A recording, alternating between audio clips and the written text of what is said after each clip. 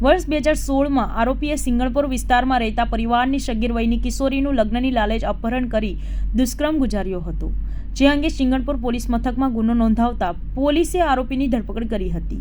જે કેસ સુરત કોર્ટમાં ચાલી જતા આરોપીને 14 વર્ષની સજા અને 35,000નો દંડ ફટકાર્યો હતો।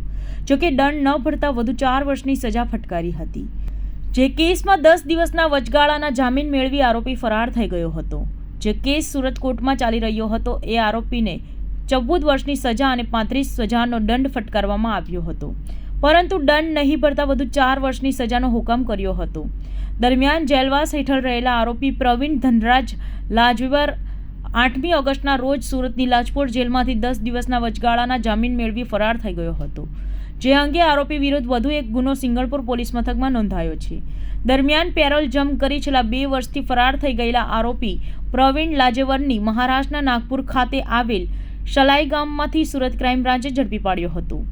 આરોપી પોલીસની ધરપકડથી બચવા પોતાના વતનથી દૂર હોટેલ પર રહી ત્યાં જ કામકાજ કરતો હતો। જ્યાં મળેલ બાતમીના આધારે સુરત ક્રાઇમ બ્રાન્ચે આરોપીને ઝડપી પાડી કાયદેસરની કાર્યવાહી હાથ ધરી હતી।